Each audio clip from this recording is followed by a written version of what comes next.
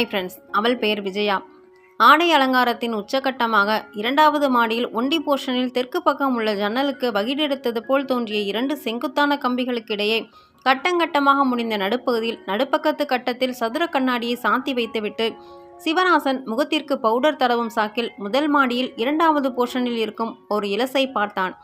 அதே அறையில் அதே சமயம் கிழக்கு பக்கம் இருந்த குறுகலான ஜன்னலில் கையளவு கண்ணாடியை பிரித்தபடியே கிரவுண்ட் போர்ஷனில் வாழும் அல்லது காதலில் வாடும் ஒரு கடலளவு கண்ணினாலை வரதன் கையில் எடுத்த ஸ்னோவை காதில் தேய்த்தபடி பார்த்தான். டேய், கண்ணாடியை பார்க்குறியா இல்ல கண்ணாடியை பார்க்குறியா? எவ்வளவு நேரண்டா, நானும் இவளை பார்க்கப்படாதா? புறப்படுடா என்று சிவராசனை வரதன் சாடினான்.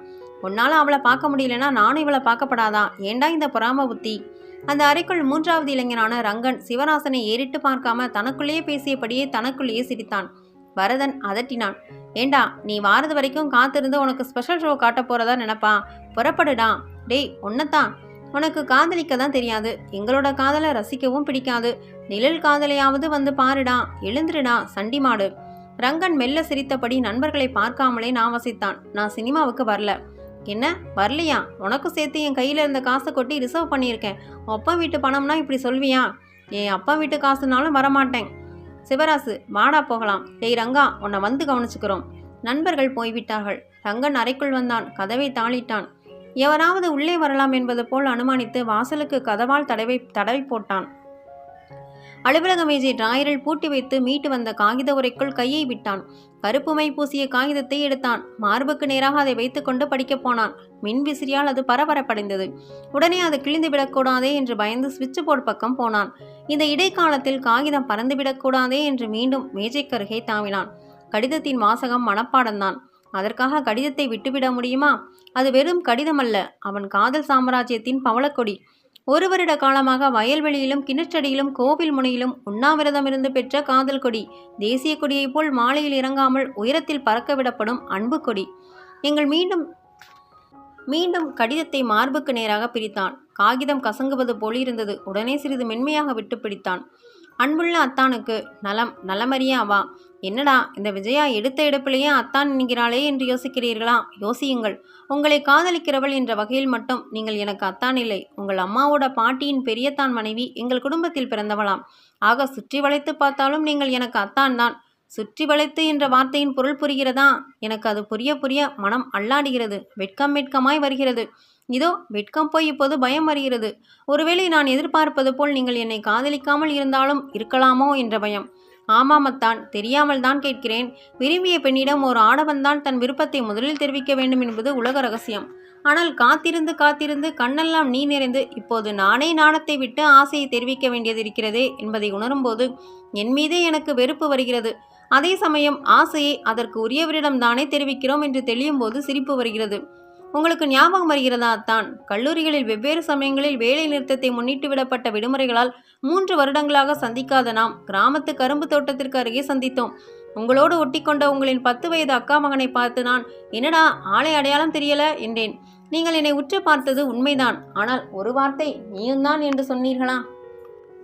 இன்னொரு நாள் நீங்கள் டவுனுக்கு பிரமாதமாய் போய் கொண்டிருந்தீர்கள். குளத்தில் குளித்துவிட்டு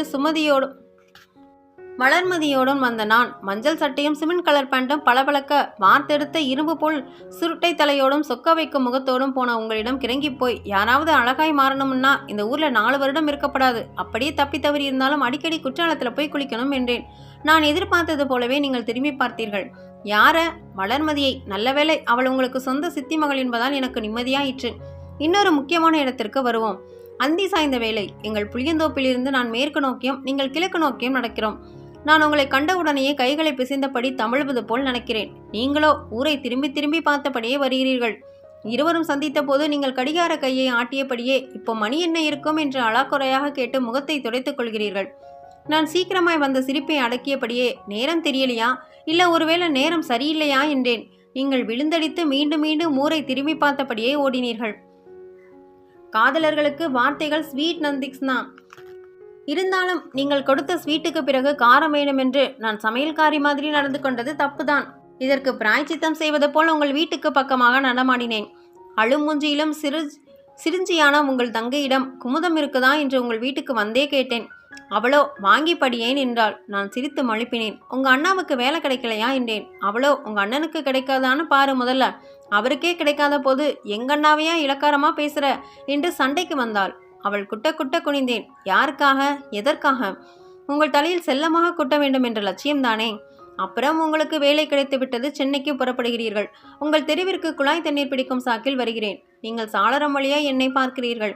வரிசையின் முன்னணி பானையாய் இருந்த என் பாத்திரத்தை இதர பானைகளுக்காக விலக்கி வழிவிட்டு அரை மணி நேரம் உங்களையே பருகுகிறேன். ஞாபகம் இருக்கிறதா அத்தான்? சென்னைக்கு புறப்படுகிறீர்கள். ரயில் நிலையத்தை நோக்கி நடக்கும் உங்கள் பின்னால் ஏதோ ஒரு சாக்கில் நானும் நடக்கிறேன். வழியில் போன காமாட்சி பாட்டியை பார்த்து, பாட்டி மெட்ராஸுக்கு மக வீட்டுக்கு போறீங்களாமே, என்னை மறந்துடாதீங்க, நான் எப்பவும் உங்க பேத்தி தான் என்கிறேன். புரிந்து கொண்டவர் போல் அப்பாவுடன் சென்ற நீங்கள் என்னை திரும்பி பார்க்கிறீர்கள். எனக்கு அழுகையை அடக்க முடியவில்லை. உங்கள் கம்பெனி முகவரியை கண்டுபிடிக்க நான் பட்டப்பாடு. இதற்கே எனக்கு ஏதாவது ஒரு பட்டம் கொடுக்கலாம். காதல் திலகி என்று நீங்களே கொடுத்து விடுங்களேன்.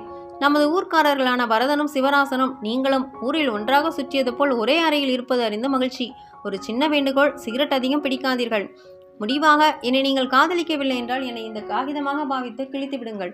நீங்களும் காதலிப்பதாக இருந்தால் அடுத்த சனிக்கிழமை என் கைக்கு கிடைக்கும்படி கடிதம் எழுதுங்கள். அன்று அப்பா வெளியூர் கல்யாணத்திற்கு போகிறார். அண்ணா 8வது தடவையாக இன்டர்வியூக்கு போவான். எனக்கு கல்லூரி தோழிகள் கடிதம் எழுதுவதுண்டு. ஆகையால் அம்மா சந்தேகப்பட மாட்டாள். இது ஒத்திகை பார்த்து எழுதிய கடிதம் அல்ல, கண்ணில் ஊற்றி எழுதிய கடிதம். முத்தங்களுடன் முடிக்கும் அன்பு விஜயா. ரங்கன் கடிதத்தை மார்புடன் அணைத்தபடி மெய்மறந்து நாற்காலியில் சாய்ந்தான். பிறகுதான் அவனுக்கு அன்றைக்கு பதில் எழுத வேண்டிய நாள் என்பது ஞாபகம் வந்தது. வாசல் கதவை இன்னொரு தடவை செக்கப் செய்துவிட்டு பேனாவை தூக்கினான். நிஜமான காதலை காட்டிய அவனுக்கு எழுத்தில் தடை வரவில்லை. 1/4 மணி நேரத்தில் 2 பக்கங்களை காதல் விழுங்கிவிட்டது.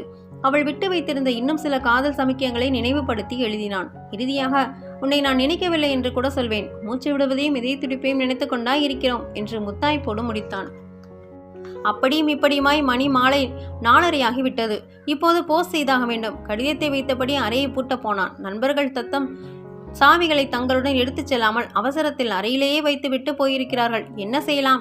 பரவாயில்லை, ஒரு லெட்டர் போஸ்ட் செய்துவிட்டு திரும்ப எவ்வளவு நேரமாகும்? அறையை பூட்டிவிட்டு தெருவாசியான ரங்கனுக்கு திடீரென்று ஒரு சந்தேகம். இன்று வியாழக்கிழமைதான். வழக்கமாய் 2 நாளாகும் தபால் போக. ஆனால் தப்பித்தவறி இது மறுநாளைக்கே அங்கே போய் சேர்ந்து விடுமோ? நாளை போஸ்ட் பண்ணினால் தாமதமாகி விடவும் கூடும். அக்செப்ட் யுவர்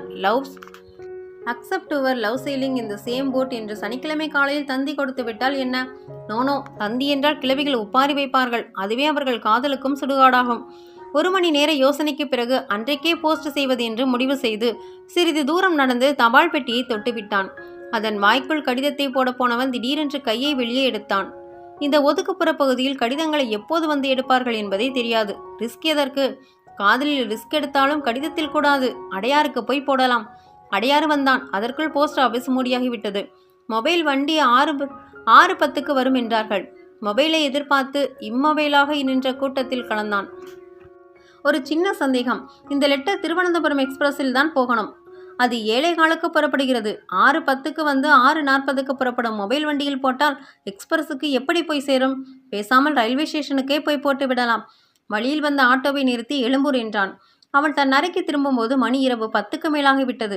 அறைக்கு வெளியே முழங்காலில் தலை வைத்து அசல் ஓனான்கள் மாதிரி உட்கார்ந்திருந்த பரதனும் சிவராசனும் அவன் கைகளை பிடித்து ஆளுக்கு ஒன்றாக திரிகினார்கள். ரங்கன் சிரித்தான். வலிக்கவில்லை. விஜயாதான் அவன் கரத்தை தடவி விடுகிறாளே. ரங்கன் மதர்ப்பாக படுத்தான். அதிசயமான சாதனை செய்துவிட்ட அளவிட முடியாத திருப்தி. அவள் காதலுக்கு தான் தகுதியுள்ளவனாகிவிட்ட தன்னம்பிக்கை. அடைய முடியாத ஒன்றை அடைந்துவிட்ட பெருமிதம். அதே சமயம் லெட்டர் அவள் கையில் கிடைக்காமல் போனால் என்று அப்பப்போ உதறல்கள். ரங்கன் சிகரெட்டை அடியோடு அல்ல, அடிமுதல் நுனி வரை விட்டுவிட்டான். போதாக்குறைக்கு புகைத்த நண்பர்களை வெளியில் போய் பிடிங்கடா, ஒரே வாடா என்று பகைத்தான். படியாத தலைமுடி படிந்தது. ஏறாத பவுடர் ஏறியது. தலைமுழுக்க போர்வையை மூடிக்கொண்டு காலையில் 7 மணி வரைக்கும் கிடந்து வெயில் உரைப்பில் எழுபவன் பக்கத்து தெருவில் இன்னும் பிரியாணி போடும் பருவத்திற்கு வராத இளஞ்செய்வலின் கூவலில் எழுந்தான். எங்கேயும் எப்போதும் எதிலும் ஒன்றே ஒன்று, விஜயா விஜயா விஜயா. அவளை கட்டி பிடிக்க வேண்டும் என்ற கற்பனை வரவில்லை. முத்தமிட வேண்டும் என்று உதடுகள் முணங்கவில்லை. இனம் தெரியாத உணர்வு. உண்ணும் போதும் உறங்கும் போதும் எண்ணும் போதும் எழுதும் போதும் எப்போதும் விஜயாவோடு இருக்க வேண்டும் என்ற அவா. பௌதிக விதிகளுக்கு கட்டுப்படாத ரசாயன விதி. 1 வாரம் ஓடியது. மறுவாரம் பிறந்தது. ரங்கன் விஜயாவிடமிருந்து கடிதத்தை எதிர்பார்த்தான். திங்களில் அவா, செவ்வாயில் எதிர்பார்ப்பு, புதனில் ஏமாற்றம், வியாழனில் கலக்கம், வெள்ளியில் நடுக்கம், சனியில் வேதனை. விஜயா ஏன் கடிதம் எழுதவில்லை? ஒருவேளை கடிதம் விஜயாவிடம் போகாமல் அவள் தந்தையிடம் போயிருக்குமோ? தபால்காரர் கடிதத்தை தாமதமாய் கொடுத்திருப்பாரோ? அப்படியே இருந்தாலும் விஜயா விவரமாய் எழுதியிருக்கலாமே, எப்படி சொல்ல முடியும்? மானத்தை வேல் கம்பாலும் வெட்டறிவாலும் எடை போடும் அவள் தந்தை அவளை வீட்டோடு சிறை வைத்திருந்தால் என்னால் தானே இந்த சிரமம். என்னானாலும் சரி, ஊருக்கு போய் அவளை பார்த்தாகணும் என்று தீர்மானித்தான். ரங்கன் அலுவலகத்தில் ஒரு வாரத்திற்கு சம்பளம் இல்லாத விடுமுறை போட்டுவிட்டு கிளம்பினான். வரதனும் சிவராசனும் லெதர் பேக்கை தூக்கியபடி நின்ற ரங்கனை பார்த்து ஆச்சரியப்பட்டார்கள். சிவராசு அதட்டி கேட்டான், எங்கடா போற? ஊருக்கு. ஊருக்கா? ஊர்ல என்னடா இருக்கு?